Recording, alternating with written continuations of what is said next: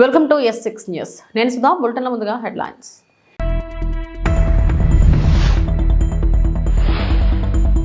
కొండగట్టుకు AP deputy CM Pawan Kalyan.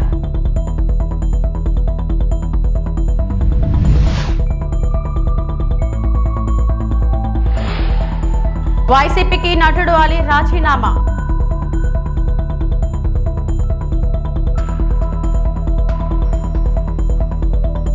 Chandrababu తప్పిదాల వల్లే పోలవరం సర్వనాశనం. అంబటి రాంబాబు ధ్వజం.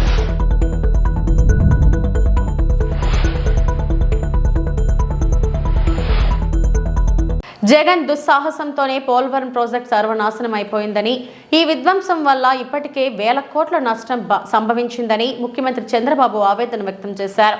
ప్రాజెక్టును ఇప్పుడు చూస్తే ఏడుపు వచ్చిందని, బాధ ఆవేదన కలిగిందని వాపోయారు. ఇంత విధ్వంసానికి బాధ్యులను ఏం చేయాలని, కేంద్ర ప్రాజెక్టును వారు చెప్పినట్లు వినకుండా రివర్స్ టెండర్లో నిర్వహించి గోదాట్లో ముంచేయడం జగన్ చేసిన ద్రోహం కాదా అంటూ చంద్రబాబు ప్రశ్నించారు. ఒక రాజకీయ నాయకుడు తప్పు చేస్తే అడిగేవారు ఉండరనుకుంటున్నారా అని నిలదీశారు. ఈ విధ్వంసంపై ప్రజల్లో చర్చ జరగాలన్నారు. ఈ ద్రోహానికి బాధ్యులు రాజకీయాలకు అనర్హులని మండిపడ్డారు. కేంద్ర జల సంఘం కూడా ఏం చేయలేమని చేతులెత్తడంతో అంతర్జాతీయ నిపుణులను పిలిచారని, వారు అధ్యయనం చేసి డిసెంబర్ నాటికి నివేదిక ఇస్తారని చెప్పారు.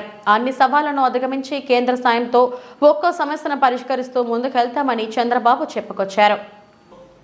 ఇక్కడ కొద్దిగా గ్యాప్ ఉంటే దాన్ని పూర్తి చేయకపోయే కొందికి ఆగస్టులో వరద నీరు వచ్చింది. ఇక్కడి నుంచే నీళ్లు వెళ్ళాలి. ఆ ఒత్తిడి పెరిగింది. కిందికి నీళ్లు వచ్చినప్పుడు సునామీ మారిగా సుడుగులు తీయడం మొదలుపెట్టింది. దాంతో కింద నుండే ఇసుకంతా లాగేసి కొట్టుకుపోయే పరిస్థితికి వచ్చింది. అంటే చాలా డెప్త్. అంటే ఇక్కడ రెండు ఉన్నాయి. ఒకటి డయాఫామ్ వాల్, పైన కాఫర్ డ్యామ్ కూడా ఏదైతే ఏం వేస్తారు, జెడ్ రౌటింగ్ చేస్తారు. ఆ జెడ్ రౌటింగ్ కూడా 10 మీటర్లు 20 మీటర్ల వరకు వెళ్ళారు. ఎప్పుడైతే 10-20 మీటర్లు నీళ్లు వెళ్ళిపోయేసి ఇది సుళ్ళు కొట్టేసి మొత్తం తీసేసిన తర్వాత దాని కింద కూడా వెళ్ళిపోయింది. అంటే ఫౌండేషన్ కాఫర్ డ్యామ్ కూడా దెబ్బతినే పరిస్థితికి వచ్చింది. దాంతో ఇప్పుడు ఏదో చిన్న చిన్న రిపేర్లు చేశారు. కానీ నీళ్లు ఆగడంలా, నీళ్లు ఆగకపోతే కాఫర్ డ్యామ్ కట్టలేం, డయాఫామ్ వాల్ కట్టలేం, డయాఫామ్ వాల్ కట్టకపోతే ఈసీఆర్ఎఫ్ చేయలేం. ఇప్పుడు ఇవన్నీ కూడా భయంకరమైన పరిస్థితి. ఇంకొక పక్కన బయట నుంచి ఇసుక తెచ్చి పూడ్చిన ఆఘాదాలపైనే మెయిన్ ఎర్త్ ఫ్యాక్టరీ డ్యామ్ చేయాలి. ఇప్పుడు ఇసుక తీసుకొచ్చి మన గుట్టలు గుట్టలుగా పేసి మా వాళ్ళు దాన్ని కాంపాక్ట్ కింద ఇది చేస్తున్నారు. కానీ ఇంకా సొల్యూషన్ పూర్తిగా రాలేదు. They are working. ఇక్కడ ఒక ఎగ్జాంపుల్ మీరు చూస్తే గ్యాప్ 1 ప్రాజెక్ట్లో 250 మీటర్లు వెడల్పు ఉంటుంది. 150 మీటర్లు కొట్టుకోపోయింది.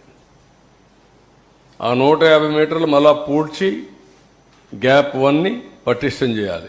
నేచురల్ సాయిల్ అంటే నేచురల్ సాయిలే. మళ్ళా మనం మట్టి తెచ్చేస్తే దాని కన్సాలిడేషన్ ఆల్ ప్రాబ్లమ్స్ ఉంటాయన్నమాట. ఇది మొత్తం ఇది చేసే పరిస్థితికి వచ్చాడు. చాలా దారుణం ఇది. నెక్స్ట్ ఇక్కడ దీయే కాకుండా వీళ్ళు కట్టిన కుంగిన గైడ్ బండ్, ఇది కూడా కుంగిపోయే పరిస్థితికి వచ్చేది. ఇది మామూలుగా ఎందుకంటే నేరుగా ఇట్లా వాటర్ వస్తే ప్రాబ్లం వస్తుందని కొద్దిగా డైవర్షన్ పెట్టి అక్కడి నుంచి వాటర్ తీసుకొస్తే ప్రెషర్ తక్కువ ఉంటుందనే ఉద్దేశంతో ఇది చేసి అది కూడా దెబ్బతినే పరిస్థితికి వచ్చింది. ముఖ్యమంత్రి చంద్రబాబు తప్పిదాల వల్లే పోలవరం ప్రాజెక్టు సర్వనాశనమైందని మాజీ మంత్రి అంబటి రాంబాబు ధ్వజమెత్తారు. ప్రాజెక్టు విషయంలో వ్యూహాత్మక తప్పిదాలు అన్ని తెలుగుదేశం ప్రభుత్వంలోనే జరిగాయన్నారు. కేంద్ర ప్రభుత్వం చేయాల్సిన ప్రాజెక్టును చంద్రబాబు తీసుకున్నారని, 2013-14 రేట్లతో 2016లో ప్రాజెక్టును టేక్ ఓవర్ చేసి తప్పు చేశారన్నారు.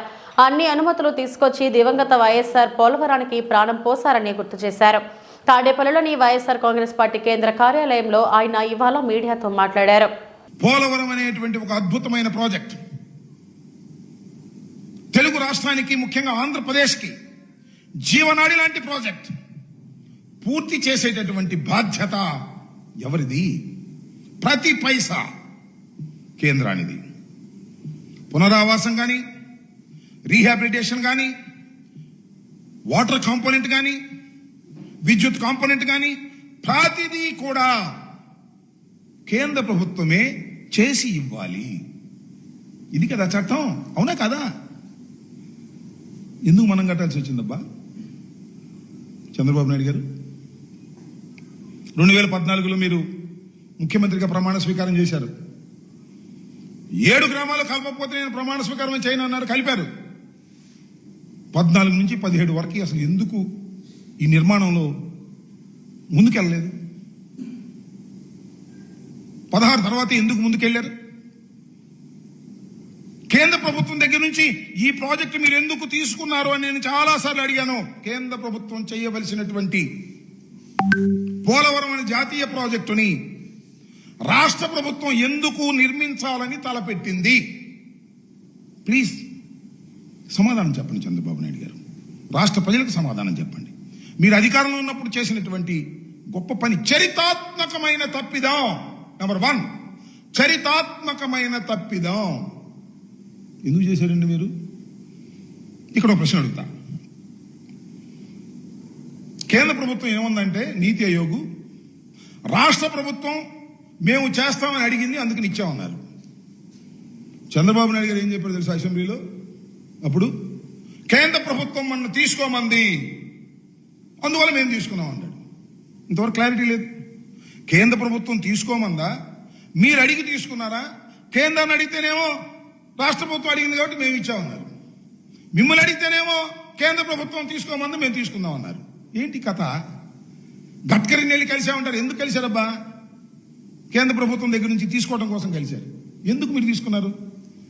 కేంద్ర ప్రభుత్వం చేయవలసినటువంటి ప్రాజెక్టును మీరు తీసుకోవడానికి గల కారణం ఏమిటి? మీరు చెప్పరు, నేను చెప్తా.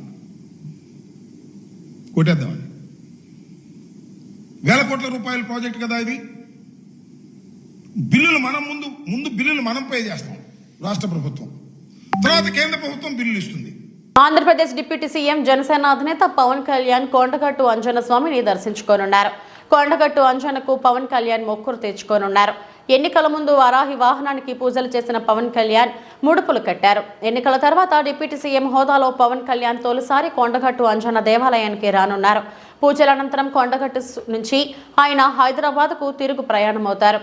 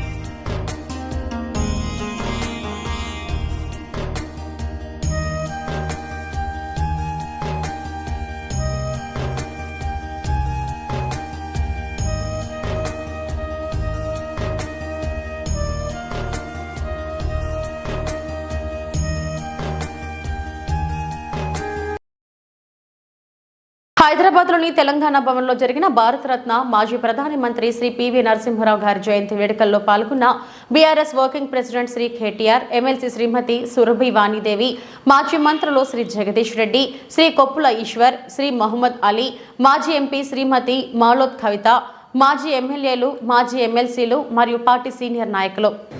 కానీ ఈరోజు వెనక్కి తిరిగి చూసుకుంటే బిఫోర్ పీవీ ఆఫ్టర్ పీవీ అన్న స్థాయిలో 1991-96 ఆ కాలం ఏదైతే ఉన్నదో 5 ఏళ్ల కాలం భారతదేశ ఆర్థిక వ్యవస్థను, ఆర్థిక ముఖ చిత్రాన్ని మార్చిన ప్రధానమంత్రిగా పివి నరసింహారావు గారి పేరు ఎవరైనా సరే తలుచుకోక తప్పదు.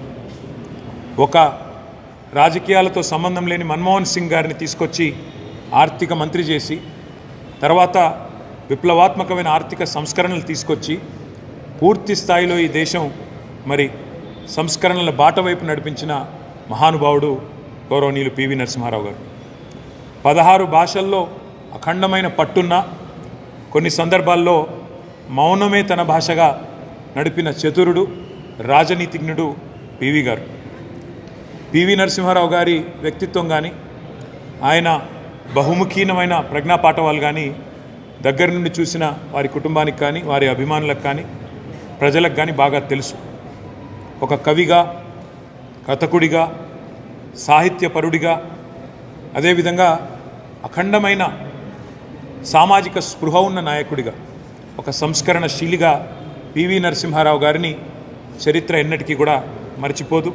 తప్పకుండా భారతదేశం ఎంతకాలం అయితే ఉంటుందో అంతకాలం కూడా పివి నరసింహారావు గారి పేరు సుస్థిరంగా భారత ప్రజల గుండెల్లో నిలిచి ఉంటుంది. సంస్కరణశీలి అని నేను ఊరికే అనలేదు. ఇప్పుడు నేను ఏ పార్టీలోనూ లేను, ఏ పార్టీ సపోర్టర్ను కాదు అంటూ ఆలీ ఓ వీడియో రిలీజ్ చేశారు. ఇక మీదట సినిమాలు, షూటింగ్స్ పైనే తన ఫోకస్ ఉంటుందన్నారు. కామన్ మ్యాన్ లాగా 5 ఏళ్లకు ఒకసారి వెళ్లి ఓటు వేసి వస్తారని, ఇకపై రాజకీయాలకే దూరంగా ఉంటానంటూ సంచలన ప్రకటనలు చేశారు ఆలీ.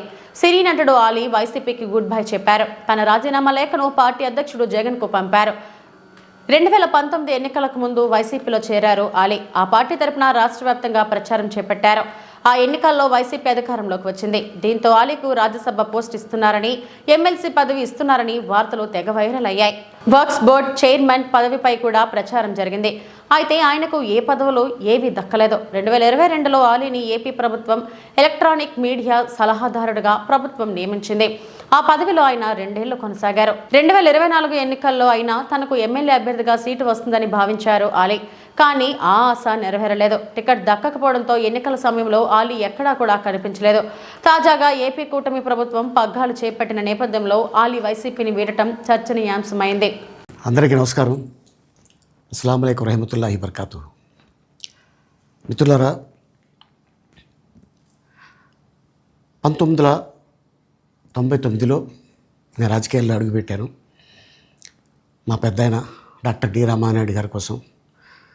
ఎందుకంటే నేను చైల్డ్ ఆర్టిస్ట్ తర్వాత, నేను మళ్ళీ ఒక వయసు వచ్చిన తర్వాత నాకు అద్భుతమైన అవకాశం ఇచ్చి ప్రేమ ఖైదీ అనే సినిమాతోటి మళ్ళీ నా కెరీర్ స్టార్ట్ అయింది చైల్డ్ ఆర్టిస్ట్ తర్వాత. అలాగే వారు బాపట్ల నుంచి ఇలాగ నేను ఎంపీగా నుంచుంటున్నాను రా, నువ్వు రావాలి, నా క్యాన్వాస్ చేయాలి అనగానే తప్పకుండా గురుగారు, ఎందుకంటే మీ సినిమా తర్వాత నేను మళ్ళీ ఒక ఆర్టిస్ట్గా నేను ఎదిగాను, సో డెఫినెట్గా నేను వస్తాను అని చెప్పి వెళ్ళటం జరిగింది. అప్పుడు టీడీపీ హయాంలో దాదాపు ఒకే పార్టీలో 20 సంవత్సరాలు నేను ఉన్నాను. తర్వాత మళ్ళీ ఇటు రావడం జరిగింది. నాకు అన్నం పెట్టింది ఫస్ట్ నా తెలుగు ఇండస్ట్రీ, నా తెలుగు ప్రజలు, ప్రేక్షక దేవుళ్ళు, నా నిర్మాతలు, నా డైరెక్టర్సు, నా హీరోలు. ఈ రోజున ఈ రేంజ్లో నేను ఎదిగాను. 45 సంవత్సరాలు ఇండస్ట్రీలో ఉన్నాను. దాదాపు 1200 సినిమాలు పైచిలుకు యాక్ట్ చేయడం జరిగింది. 6 భాషల్లో యాక్ట్ చేయడం జరిగింది. ఓకే, నేను దయాగుణం ఉంది, భగవంతుడు ఇచ్చాడు కాబట్టి నాకు రాజకీయం తోడైతే కొద్దిగా 10 మందికి నేను సాయపడగలను అనే ఉద్దేశంతో రాజకీయాల్లోకి వచ్చాను తప్ప రాజకీయాలు చేయాలని రాజకీయాల్లోకి రాలేదు. ఇండస్ట్రీ నాకు ఇంత మంచి లైఫ్ ఇచ్చింది, నేనేం చేస్తే బాగుంటుంది అని నలుగురిని చూసి నేను ఒక ట్రస్ట్ పెట్టుకున్నాను మా నాన్నగారి పేరున. దాదాపు 16 సంవత్సరాలు అవుతుంది నేను ట్రస్ట్ పెట్టుకొని. ఏ రోజు కూడా, ఈవెన్ దో కోవిడ్లో కూడా ప్రతి నెల వాళ్ళకి 1000 రూపాయలు నేను సాయం చేసేవాడిని. కోవిడ్లో కూడా ఆపకుండా అలా కంటిన్యూగా సాయం చేస్తూనే ఉన్నాను. చాలామందిని నా కుటుంబంలో అవ్వచ్చు, బయట వాళ్ళు అవ్వచ్చు, చుట్టాల్లో అవ్వచ్చు, చాలామందికి చదివించాను నేను. అండ్ అలాగే మా తల్లిదండ్రులు నాకు ఇచ్చిన ఆ ఒక గుణం అది అందరితో పంచుకోవాలని చెప్పి ఉద్దేశంతో నేను ట్రస్ట్ కూడా పెట్టుకున్నాను. నా ఇన్కంలో దాదాపు 20% నేను ట్రస్ట్కి ఇవ్వటం జరుగుతుంది.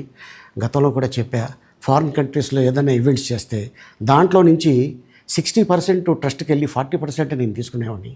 సో ఇట్టగా చాలా సేవలు చేసి ఉన్నాను కాబట్టి ఈ మాట కూడా నేను మీకు చెప్పుకుంటున్నాను. అండ్ అలాగే నేను వ్యక్తిగతంగా ఎవరి మీద ఏ పార్టీలో ఉన్నా కూడా నేను నా పార్టీ గురించి నేను పొగుడుతాను, అక్కడ ఉన్న వ్యక్తి ఎమ్మెల్యే క్యాండిడేట్ గురించి నేను పొగుడుతాను, నా నాయకుడిని నేను పొగుడుతాను తప్ప ఎప్పుడు ఎవరిని కూడా ఒక మాట అంటాం కానీ వాళ్ళ లైఫ్ గురించి కానీ వాళ్ళ పర్సనల్ లైఫ్ గురించి కానీ ఎప్పుడు కూడా ఏ వేదిక మీద కూడా మీరు వెతికినా కూడా దొరకదు. అండ్ అలాగే సో నేను ఈ రోజున మీ ముందుకి రావడానికి కారణం ఏంటంటే నేను ఏ పార్టీ మనిషిని కాదు, ఏ పార్టీ సపోర్టర్ని కాదు. ఐఎమ్ జస్ట్ కామన్ మ్యాన్గానే ఉండి ఇక నా సినిమాలు నా షూటింగ్లు నేను చేసుకుందాం అని చెప్పేసి అనుకుంటున్నాను. That's it. ఈ మాట చెప్పడానికే నేను మీ ముందుకు వచ్చాను. సో నేను ప్రతి 5 సంవత్సరాలకు ఒకసారి ఎలక్షన్లో మీరు వెళ్ళి ఎలా ఓటేస్తారో నేను కూడా ఒక కామన్ మ్యాన్గా వెళ్ళి ఓటేసి వస్తాను. సో రాజకీయాలకి స్వస్తి, గుడ్ బై, థ్యాంక్ యూ.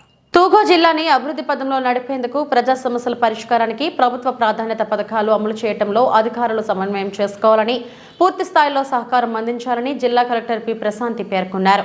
కలెక్టరేట్లో కలెక్టర్గా బాధ్యతలు చేపట్టిన అనంతరం అధికారులను ఉద్దేశించి కలెక్టర్ పి ప్రశాంతి మాట్లాడుతూ ప్రభుత్వ ప్రాధాన్యత కార్యక్రమాలు అమలు, ప్రజా సమస్యల పరిష్కారానికి అధికారులు వ్యక్తిగత బాధ్యత తీసుకొని జవాబుదారీతనం కలిగి ఉండాలన్నారు.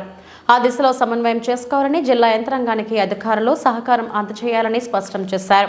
జిల్లాలో ఇకపై ప్రతి ప్రభుత్వ శాఖ నిర్వహించే ఉత్తర ప్రత్యుత్తరాల ఈ ఆఫీసు ద్వారా నిర్వహించాలని ప్రశాంతి తెలియజేశారు. But from as a district official, what I expect from you is please have thorough control on your department. జనరల్గా మీకు ఏదైనా అడిగేటప్పుడు నేను ఒక 10 minutes ఆగి చెప్తాను, అదర్వైజ్ సూపరింటెండెంట్ గారు ఏదో పంపించేశారు, అలా ఏ ఓవర్లో పెట్టారు అని దయచేసి అలా ఉండొద్దు. Please have thorough control on your department. Be ready with all the statistics and programs and schemes, whatever is happening in your department. And second thing is completely turn to e-office. If you are doing, continue. If anybody is still in offline, complete ga e-office lo పంపించండి. e-office లో పంపించినప్పుడు you know the procedure, that EOC లో all the documents ఉంటాయి. Just like for orders అనుకుండా దేని ప్రకారం మీరు ఆర్డర్స్ని expect చేస్తున్నారు, some GO will be there, some act or some directions from the HOD or secretaries, అది బేస్ చేసుకొని నీట్గా ఈ ఆఫీస్లో ఫైల్స్ పంపించండి. Something it's very urgent like court, you are not able to upload e office, అలాంటివి మాత్రమే ఇక్కడికి పంపించండి. ఆఫ్లైన్లో అది మోస్ట్లీ మినిమల్ ఉండాలని అనుకుంటున్నాం. Third is the grievance system and go beyond the numbers. So మన డిపార్ట్మెంట్, నాట్ ఓన్లీ యూ, నేను కూడా జిల్లాని రివ్యూ చేసేటప్పుడు రిడ్రసల్ దగ్గర 0 పెండెన్సీ ఉండాలి అని అనుకుంటాం, అంతే కదా. But I request to all of you beyond the numbers. What is that 1, what is that 2, what is that 3, A kind of grievances వస్తున్నాయి అనేది కొంచెం డీటెయిల్లోకి వెళ్ళండి. ఇప్పటి వరకు మీ ఎక్స్పీరియన్స్ కానీ నా ఎక్స్పీరియన్స్ కానీ చెప్తుంది. In few areas more. Kurnool నగరంలోని ఆర్ఎస్ రోడ్ సర్కిల్ నందు ఉన్న ఏపీ ఆగ్రో స్థలంలో అక్రమంగా నిర్మించిన వైసీపీ కార్యాలయాన్ని తెలుగుదేశం పార్టీ రాష్ట్ర ప్రధాన కార్యదర్శి సోమిశెట్టి వెంకటేశ్వర్లు, నగర పార్టీ అధ్యక్షులు నాగరాజు యాదవ్, పార్టీ నాయకులు కార్యకర్తలతో కలిసి పరిశీలించడం జరిగింది. ప్రజలను నమ్మించి మోసం చేసి ఒక్కసారి నాకు ఓటేయండి, మోసం చేసి ఎన్నికల్లో గెలిచింది కేటుగాడు. రాష్ట్రంలో దివాలా తీయించాడు, అప్పులు పాలు చేశాడు. ఈరోజు రాష్ట్రపతి చూస్తుంటే అధ్వానంగా ఉంది. అది దానిపోను వైఎస్ఆర్ పార్టీ కార్యాలయాల పేరుతో ఓ చట్టం తెచ్చాడు, ల్యాండ్ యాక్టింగ్ చట్టం తెచ్చి దాన్ని ఏదో ఒక విధంగా రాష్ట్రంలో ఉన్నటువంటి అన్ని జిల్లాలలో వాళ్ళ కార్యాలయాలు ఒకే డిజైన్, ఒకే కథ, ప్యాలెస్ మాదిరి, అంటే రుచికొండ ప్యాలెస్ ఎట్టుందో ఇక్కడ ఏ జిల్లాకు ఆ జిల్లా ప్యాలెస్ మాదిరి తయారు చేసుకునే దానికి ₹1,00,00,000 వెచ్చిచ్చాడు. ఈ ల్యాండ్ యాక్ట్ అని చెప్పేసి పక్క మోసం, దగ, కేవలం అది ఎవరి కోసమో కాదు, ఈ పార్టీ కార్యాలయ స్థలం అంతా కొట్టేసేదానికి. సుమారుగా ఈ స్థలాన్ని లెక్కేస్తే కన్స్ట్రక్షన్తో కలిసి స్థలం అంతా కలిపి ₹3,000 కోట్ల అయితే ఎవడం కోసము జగన్మోహన్ రెడ్డి యాక్ట్ తెచ్చి జగన్మోహన్ రెడ్డి ప్రజలు ఇంకా మోసం చేస్తావా? ఇంత నీచుడివే. ప్రజలకు ఇచ్చిన మాట ఏంటి? నువ్వు ప్రజలకు నేను ల్యాండ్ ట్యాక్స్ పెట్టి చెప్పేసి చట్టం తెచ్చి పెడతా అని చెప్పేసి ప్రజల సొమ్ము దోచుకుంటావా దుర్మార్గుడా? ఇవాళ అడుగుతున్నాం. కేవలం సరే దోచుకున్నావు అని అందరికీ తెలుసు, కానీ ఒక చట్టం ఉంది. మున్సిపాలిటీ ఉంటే మున్సిపాలిటీ, కాంప్లెక్స్ మన కమర్షియల్ ఇది కార్పొరేషన్ అంటే కార్పొరేషన్, దానికి మీరు పర్మిషన్ తీసుకోవాలా. కన్స్ట్రక్షన్ తీసుకోవాలంటే పర్మిషన్ తీసుకోవాలా. ఎక్కడ కూడా అనాథరైజ్డ్ అనుమతులు లేకుండా, ప్రభుత్వ అనుమతులు లేకుండా కన్స్ట్రక్షన్ చేశాము. ఈరోజు ఒక ముఖ్యమంత్రి రాష్ట్రాన్ని పరిపాలించే ఒక ముఖ్యమంత్రి ఇటువంటి దొంగ పని చేయొచ్చునా? ఎందుకంటే జీవితంలో ఫస్ట్ నుంచి చిన్నప్పటి నుంచి మీ నాయన జేబులో డబ్బులు కొట్టేసి దొంగవు నువ్వు. ఇదే అలవాటు. రాష్ట్రంలో ప్రజలు కూడా దొంగతనం చేయాలని చెప్పేసి నువ్వు కుట్ర పన్నావు. ఈ కుట్రలన్నీ ప్రజలు గమనించారు, చిత్తుగా ఓడించారు. ఇవాళ మేము చూస్తే చంద్రబాబు నాయుడికి మేము విజ్ఞప్తి చేసిన ఒకటే, సార్ ఇవాళ మనం ఇటువంటి దొంగ కార్యాలు కట్టి కార్యాల పేరుతో డబ్బు దోచుకున్నటువంటి జగన్మోహన్ రెడ్డి ఈ 3,000 కోట్లకు జవాబు చెప్పాలి. దీన్ని ఇమ్మీడియట్గా ప్రభుత్వం స్వాధీనం చేసుకొని ఇమ్మీడియట్గా కావాలా. ఎందుకంటే అనాథరైజ్ కట్టినటువంటి ఇది లీజుకు తీసుకున్నారు. ఈ లీజు కూడా సక్రమంగా లేదు కాబట్టి వెంటనే దీని మీద చర్యలు తీసుకోవాలి.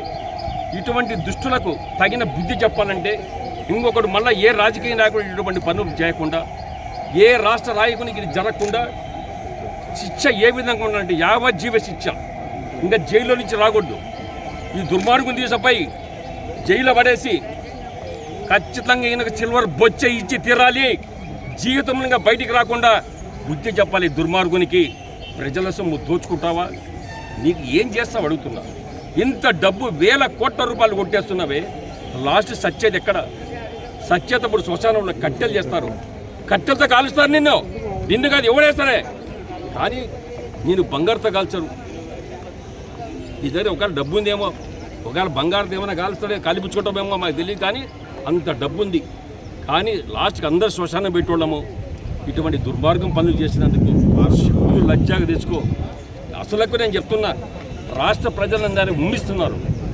ఒక ముఖ్యమంత్రి హోదాలో ఉండి ఇటువంటి పనులు చేయొచ్చునా? చూసాం లోపల ఫర్నిచర్ ఎవడబ్బో సొమ్ము నాయన, ఎవడబ్బో సొమ్ము అదే. సోఫాలు డోర్లు ఇంతలా ఉన్నాయి అంటే ఏమైనా చౌకట్లు, ఇంకా డోర్లు ఇంతలా ఉంటాయేమో. దొంగతనాలు చేయడం నెంబర్ 1. ఇవాళ రాష్ట్రంలో ఉన్నటువంటి ఈ దుర్మార్గుడు ఎంత సంపాదించాడు? బెంగళూరులో 80 రూములు, ప్యాలెస్ 30 ఎకరాలు, హైదరాబాద్లో ప్యాలెస్, విజయవాడలో ప్యాలెస్, అదేవిధంగా పులివెందులో ప్యాలెస్. ఇన్ని ప్యాలెస్లు కడతావే, ఎక్కడొచ్చింది ఈ డబ్బంతా నీకంతా? ఎంత కష్టపడినావు అబ్బా, చాలా కష్టపడినట్టు ఉండవు. చెమటోర్చావు, మీ కుటుంబంతో చెమటొచ్చిండ్రి దుర్మార్గుడా. అందుకనే చిన్నాన సొంత తండ్రి లాంటి చిన్నాన చంపిన దుర్మార్గుడు. నీకు పాపము భీతి అనేది లేదు. తల్లిని బయటికి పంపావు, చెల్లెలను బయటికి పంపించావు. చిన్నాన సొంత తండ్రి లాంటి చిన్నాన చెప్పిన దుర్మార్గునికి నీకు ప్రేమాభిమానాలు ఉండవు. ఇటువంటి దొంగ కార్యాలను కట్టడం నీకు ఎంత ఇష్యూ అర్థమైపోతూ ఉంది. కాబట్టి చంద్రబాబు నాయుడికి, మా నాయకుడికి, మా ముఖ్యమంత్రి గారు ఒకటే విజ్ఞప్తి చేస్తే, ఇది తెలుగుదేశం పార్టీ కార్యకర్తలది కాదు, ప్రతి కార్యకర్త, ప్రతి నాయకుడు, ప్రజలందరి కోరిక. ఇటువంటి దుర్మార్గులు కట్టినటువంటి అనాథరైజ్లు కట్టినటువంటి ఈ స్థలాలను వెంటనే ప్రభుత్వం స్వాధీనం చేసుకుంటారా, లేకుంటే పగలు కొడతారా, కూలుస్తారా, అది తమరిష్టం. లేకుంటే ఏ ప్రభుత్వ కార్యాలకు ఒప్పజెప్పి ప్రభుత్వం కార్యాలు నడిపి ఈ పరిపాలన సాగించాలని నేను ముఖ్యమంత్రి మా నాయకుడికి విజ్ఞప్తి చేస్తున్నా. ఇటువంటి దుర్మార్గం పనిచేసినటువంటి ఈ దుర్మార్గునికి ప్రజలు ఏ విధంగా బుద్ధి చెప్తారో సిగ్గులేదు. 11 సీట్లు వచ్చినాయి, నీతో కలిపి మళ్ళా రాష్ట్ర ముఖ్యమంత్రి అవుతావు నువ్వు. 2005 నీ ముఖానికి నీ అర్థం చూసుకో, నీ ముఖం దరిద్ర ముఖాన్ని చూసుకో. నీ ముఖం చూస్తే ఏడుపు వస్తుంది, నీకు కాదు పక్కోళ్ళకే. ఈ దుర్మార్గం ఇంకా ఈ రాష్ట్రంలో ఉన్నాడు, నిన్ను పారదోలేరు ఓటర్లు. అందుకనే ఎక్కడ పోతావో ఏం కతావో. ఏదో పేపర్లో వచ్చింది ఇలా హిమాలయ పర్వతాల్లో తప్పని చేసుకొని పోతారని. హిమాలయ పర్వతాలు కాదు, ఆ దేవుడు పిలుస్తానికి, అంతకన్నా మేము ఎక్కువ చెప్పలేము. డాక్టర్ బిఆర్ అంబేద్కర్ కోనసీమ జిల్లా రామచంద్రాపురం నియోజకవర్గం ఆకస్మిక తనిఖీలతో హడలెత్తిస్తూ పరుగులు పెట్టిస్తున్న మంత్రి వాసంశెట్టి సుభాష్. రామచంద్రాపురం మండలం వెంకటాయపాలెం సచివాలయాన్ని ఆకస్మికంగా సందర్శించిన ఆంధ్రప్రదేశ్ రాష్ట్ర కార్మిక శాఖ మంత్రి వాసంశెట్టి సుభాష్ ఉదయం సమయం 11 గంటలు దాటినా సిబ్బంది ఎవరూ విధులకు హాజరు కాకపోవడంతో అసహనం వ్యక్తం చేశారు. రేపటి నుండి విధిగా హాజరు కాని పక్షంలో తీవ్రమైన చర్యలు తీసుకుంటామని హెచ్చరించారు. అంతేకాకుండా జిల్లా కలెక్టర్కి ఫోన్ చేసి ఫోన్ ద్వారా విషయం తెలియజేసి నియోజకవర్గం ఉన్న సచివాలయంని ఉదయం 9:30 గంటలకల్లా ఆఫీసుకు వెళ్లి అధికారులు అందరూ ప్రజలకు అందుబాటులో ఉండాలని, లేని పక్షంలో తీవ్రమైన చర్యలు తీసుకోవాలని ఆదేశాలు జారీ చేశారు.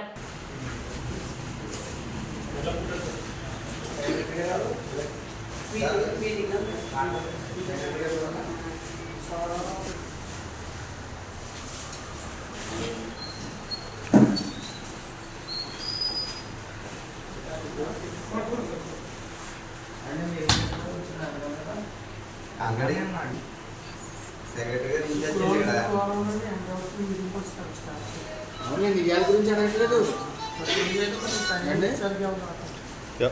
అక్కడ ఉన్న వెంకటాయపాలెం సచివాలయంలో స్టార్టింగ్ ఎంప్లాయీస్ 10:30 రావటం 11 గంటలకు రావటం ఇష్టానుసారం ఎవరు చెప్తున్నారండి. ఎవరు గీతావాణి గారు తప్ప గీతావాణి గారు తప్ప మిగతా వాళ్ళు ఎవరు కూడా అసలు నెగ్లిజెన్స్గా ఉండి 10:30 రావడం 11 గంటలకు రావడం. ఒకసారి స్ట్రిక్ట్ ఇన్స్ట్రక్షన్ చేయండి. ఏముంటే పాస్ చేయండి.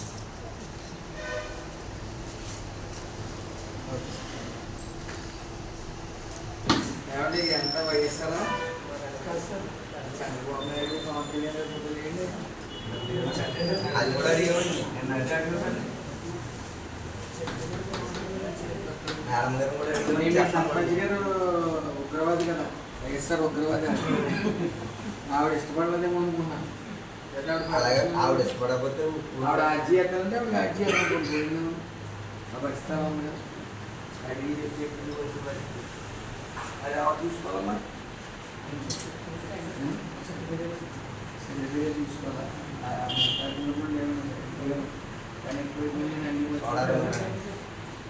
ఎవరు అధికారంలో ఉన్నారు కూడా మర్చిపోయాను. ఇన్స్ట్రక్షన్స్ వస్తున్నాయి చెప్పాను. మళ్ళీ మొత్తం 2 వేసేమని చెప్పి వీళ్ళందరూ కూడా రేపు మళ్ళీ వస్తాం 10 గంటలకి.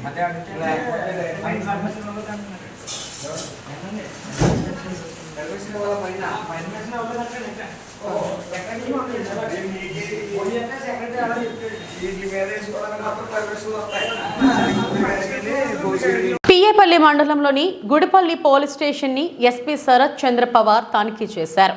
స్టేషన్లో రికార్డ్స్ ని చూసి క్రైమ్ సంబంధించి ఉన్న కేసులు అడిగారు. స్టేషన్ ఆవరణలో విగ్రహం ఏర్పాట్లు ఎంతవరకు వచ్చాయని, ప్రతి ఫిర్యాదులు తీసుకోవాలని, వచ్చిన వారితో గౌరవంగా మాట్లాడాలని, అలాగే అక్కంపల్లి కట్టు మీదకి వెళ్లి గేట్లని పరిశీలించి అటు నుంచి పెద్దాపురంకి వెళ్లారు. ఈ కార్యక్రమంలో DSP Giribabu, CI Dhananjay Goud, SI Narasimhulu, station సిబ్బంది పాల్గొన్నారు.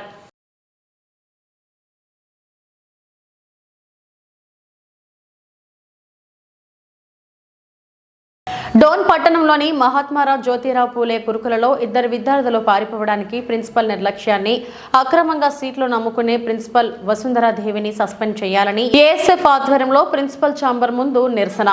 అధికార పార్టీకి అవకాశం ఉంది కాబట్టి